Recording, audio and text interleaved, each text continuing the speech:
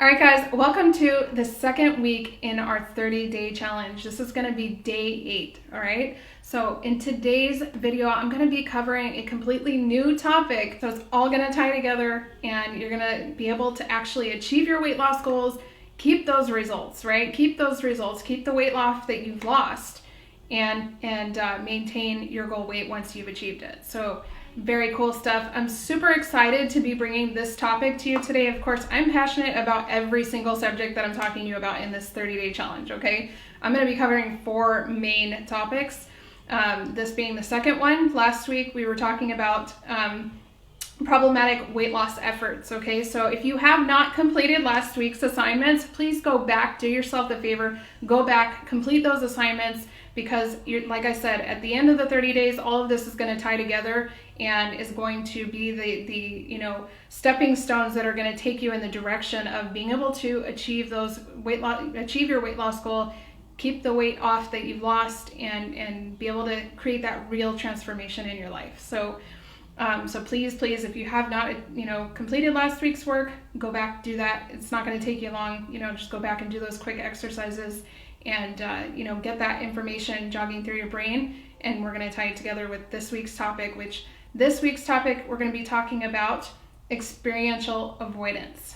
So what is experiential avoidance? And maybe while you're hearing that, you're kind of like, yeah, I kind of know what you're talking about, Angie, but I really want to dig into this because this was such a powerful thing. There are so many, and I've said it and I'll say it again, but there's been so many powerful lessons that I've learned along my weight loss journey. But, some things were just like mind-blowingly, powerful, right? Where it was just a huge shift for me. And I was like, oh my God, whoa, never thought of it like that before and never heard anything like that before. And it was just such a shift inside. And I was like, wow, that's really eye-opening. So let's get into talking about experiential avoidance. So let me ask you this. Have you ever been feeling stressed, depressed, anxious, or maybe you were feeling like you were enjoying the time that you were having with family and friends and you wanted it to be even more fun? Have you ever had experiences like this and you turn to food to either change or alter or get rid of a feeling that you had? Change, alter, or get rid of, right? So if you were having a happy moment, you're not trying to get rid of that feeling, but you were trying to change it or alter it so that it could maybe even be even more fun or have an even more enjoyable time, right?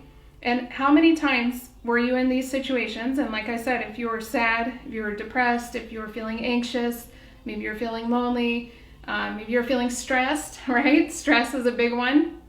And we turn to food to either change, alter, or get rid of an internal emotion, okay? Or an internal experience in our body, right? It could be hunger, it could be cravings. And we turn to the food in order to change that feeling, that experience, okay? So this is gonna get us into experiential avoidance. This, guys, is the root of emotional eating. That's it. That's what's happening there. When you're turning to food to alter, change, or get rid of an emotion or an unwanted or uncomfortable experience that you're having internally, that's where emotional eating comes from. So if we can understand that, if we can understand and recognize the root of it, right, why we are doing that, which is to avoid, change, or alter an emotion that we're feeling, an experience, an inner experience that we're having, then we can start to weed those things out. And that's what I'm trying to help you guys do during this 30-day challenge, is to weed out and to overcome those common obstacles that have been preventing us from being able to achieve our weight loss goals, and not just to lose some weight, but to keep it off and actually get to our goal weight and maintain that weight. Now, there's some other things around weight loss that we do in order to avoid these experiences as well, right? Like, and I used to do this myself, but like avoiding the scale, right? Because it's extremely uncomfortable. And in fact, I've grown very comfortable with the scale, but I remember there was a time when getting on the scale was extremely uncomfortable for me and very painful. And so it becomes something that it had become something that I wanted to avoid. And I hear it all over the place. People, even in ads and things, I'll see advertisements and stuff that show the woman like smashing the scale, right? So I'm going to get into a little bit more about that, but this is the kind of stuff that actually gets me pretty worked up, because I feel like I tapped into something that showed me that actually there's another way to approach things that's it's far more effective. And here's the proof. So things like avoiding the scale, avoiding the term diet or being on a diet and having to call it a lifestyle, all of this is set up and is happening because of avoiding these uncomfortable or unwanted internal experiences. And it's not your fault. Just like I shared with you guys last week, it's not your fault that you fell into those problematic weight loss efforts, right? That you had maybe motivations for losing weight that were not beneficial to you. They were not serving you, right? It wasn't taking you any closer to your weight loss goals. In fact, it was keeping you stuck and bouncing back and forth, or maybe worse. I know it was for me. So it's not your fault, right? And really, you're just trying to make yourself feel better, right? You just want to feel better. So what's the harm in that? And it's not your fault because it's in society, right? This is what we're taught. This is what we're shown. This is the way things are, right? Is that you are not supposed to experience these things. In fact, you shouldn't feel bad. This is one of the things that actually was like the biggest aha moment for me, and the biggest breakthrough that I had was actually it was ironic because it was actually that I didn't need all of those, seminars and workshops and gurus and everything that were going to give me a breakthrough, right? It was discovering that I didn't need to have a breakthrough in positive thinking. I didn't need to have a breakthrough in feeling optimistic and positive all the time. I didn't need to suddenly wake up and never have a bad day, right? I didn't need to, constantly be listening to, audios and mentors and all kinds of trainings and books and so on and so forth to help me to constantly be feeling positive and thinking positive and micromanaging all of my thoughts and feelings, right? That was my biggest breakthrough. That was one of my biggest breakthroughs. It was so powerful when I discovered that no, actually, contrary to what society says, contrary to what all these gurus and everybody are cramming down our throats, guys, there is hundreds and hundreds and thousands and millions of books and audios and seminars and life coaches and gurus and health gurus and doctors, and oh my God, there's an endless ocean of techniques and strategies and different thoughts about how this and that should work and why we aren't losing weight and how we should lose weight and what's the problem with why can't we lose weight and this and that. But every single one of those things that I looked at was telling you to do what? What were they telling you to do? Think about it for a minute. What is the biggest advice that is given out there? I could tell you because I was reading the books. I was listening to the audios. I was going to seminars. I was listening to different doctors. I was listening to podcasts. I was listening to, videos on YouTube. I was reading books. I was going through anything and everything that I could possibly get my hands on. If it was a spiritual thing, if it was a more practical thing, if it was it was endless. But what was everything telling me to do? To avoid those experiences. To try to change, alter, or get rid of my internal experiences so that then I could get on with what I needed to do. So that then I would feel good and then I would do what I needed to do. So that then I would be positive and smiling and I would feel really good about eating healthy and living a vibrant life. And then I would do what I needed to do. That day never came. It never came. And it almost brings me to tears right now to say that, because I can tell you how many endless nights, endless days and nights I was really micromanaging and trying to just keep a smile on my face and keep my thoughts in order and keep myself upbeat, positive, and just working so hard to change that in myself, to maintain that. And it never came. It never came. So when I heard about experiential avoidance, I looked around at all this advice I was getting and I was like, oh my God, they're all telling me to avoid those experiences. And you know what? That stuff, those emotions, the thoughts, the uncomfortable thoughts, feelings, and body sensations that we experience as human beings isn't going to go anywhere. We will always have negative thoughts, bad feelings, or uncomfortable body sensations like cravings and hunger. They will always be present. Can they be better? Can they be worse? Yes. But will they always be there? Yes. So that made me realize that there had to be a different way.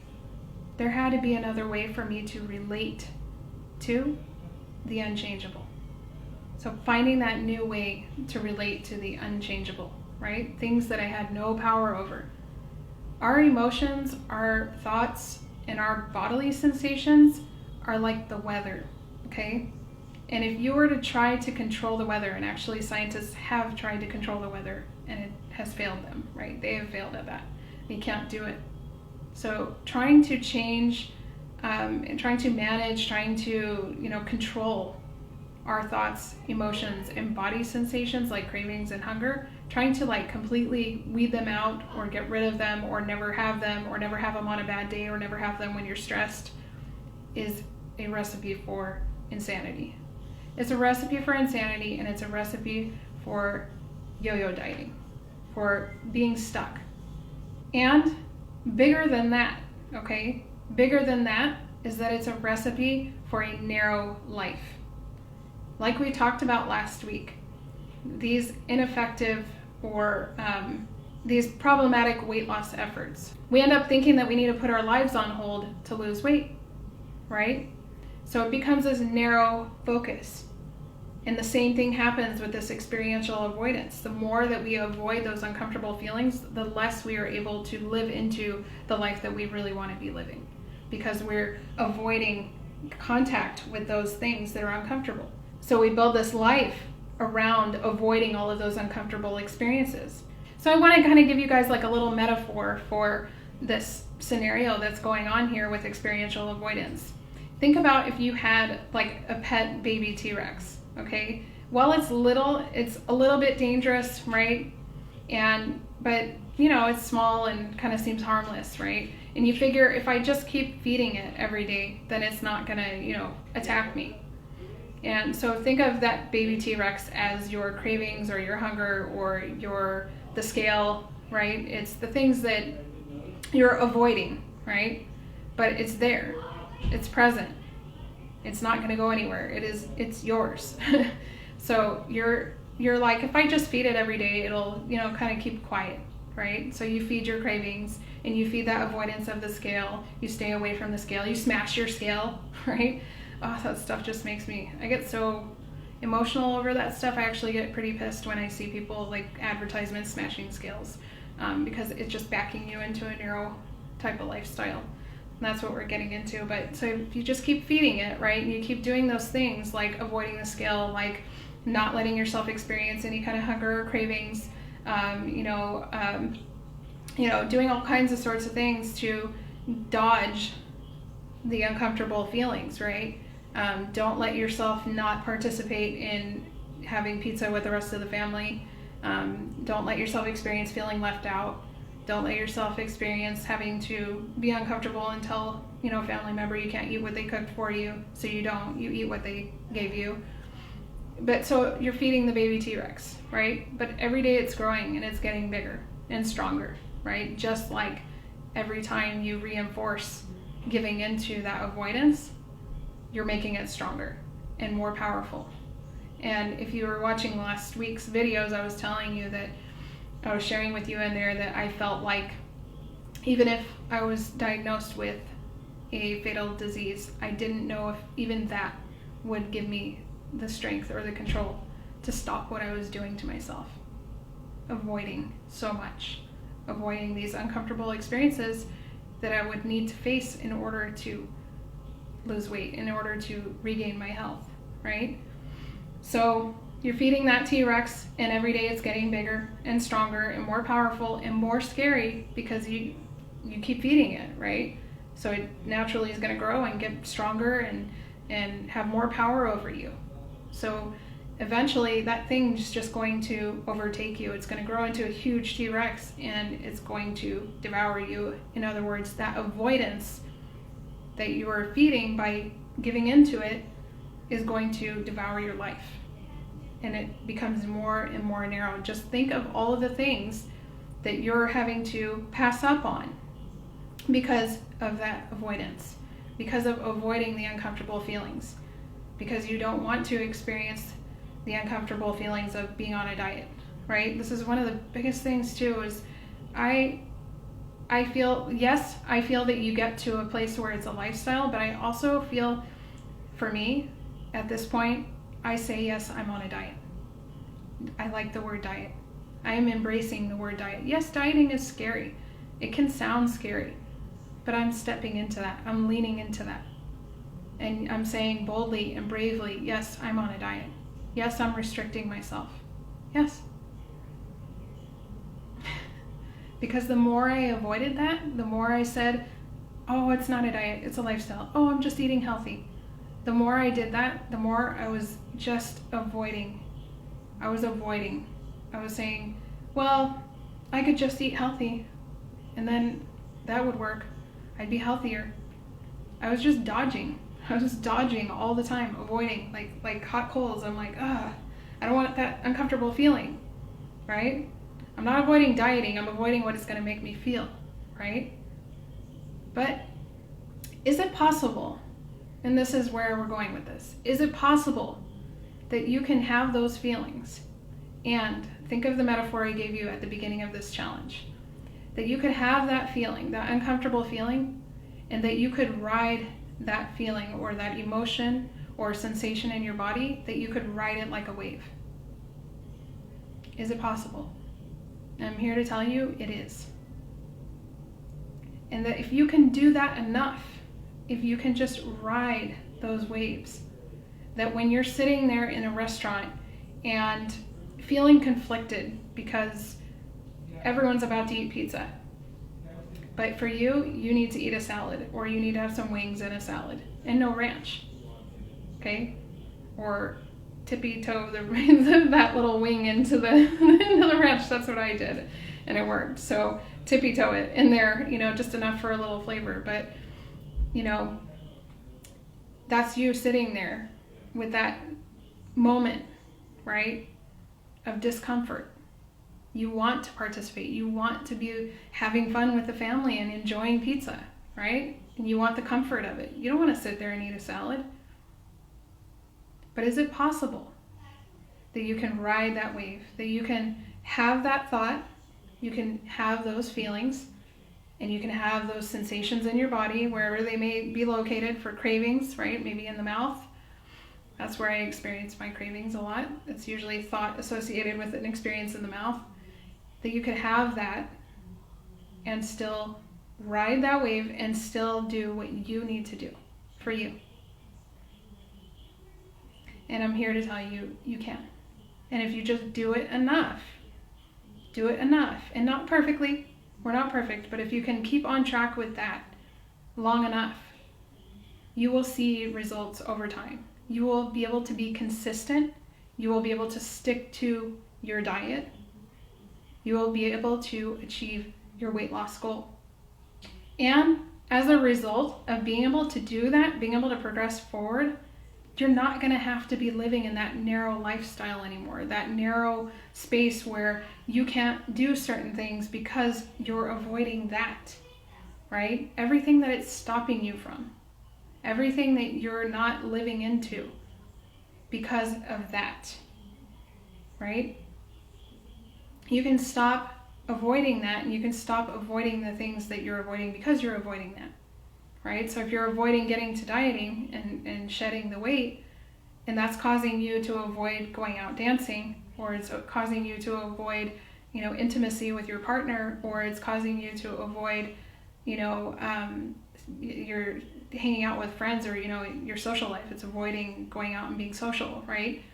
or it's affecting you at work or anything like that, or your physical activities that you would love to be doing, right? Like dancing or going swimming or going to the beach or going for a jog.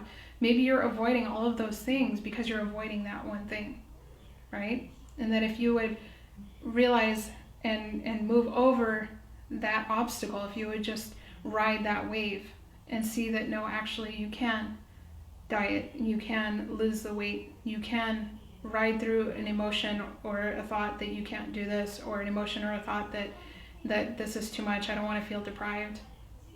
If you can just watch it and ride through it, just ride through it enough times, you're going to see that you can make that progress and your life can start to open up.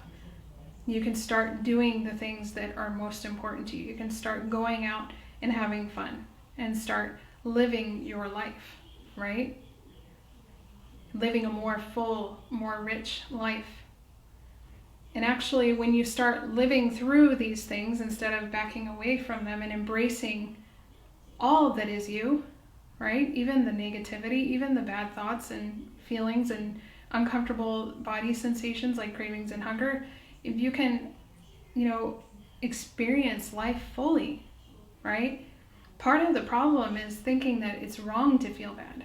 That's what society teaches us. Like I mentioned earlier, society teaches us that it's wrong to feel this way.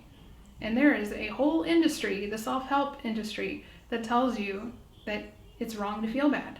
And you need to think bad. You need to think good thoughts. And you need to feel good feelings all the time. And something's wrong with you if you're feeling bad. And it's not. It's actually okay to feel bad. It's okay to have a bad day. It's okay to be stressed. And we don't need to change, alter, or get rid of it. We just need to become present and aware of it. And we also need to be present and aware of what is most important to us, so that no matter what we're feeling, thinking, or experiencing in our bodies, that we still do what is most important to us with our hands, feet, and mouth, right? With our behavior, how we behave. Like we talked about last week, how you think it's important for you to be.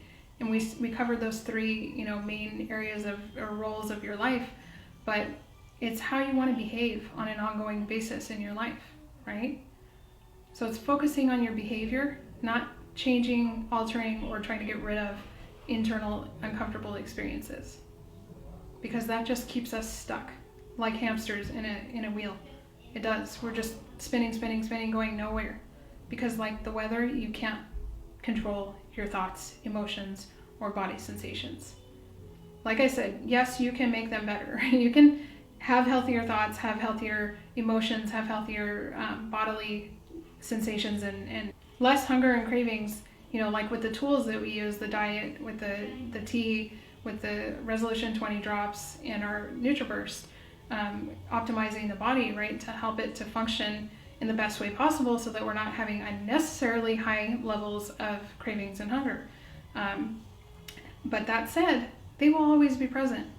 It's unavoidable. But yet we try to avoid it. And that's where we get stuck. Okay? So I'll be posting an exercise here in the group tomorrow for tomorrow's assignment.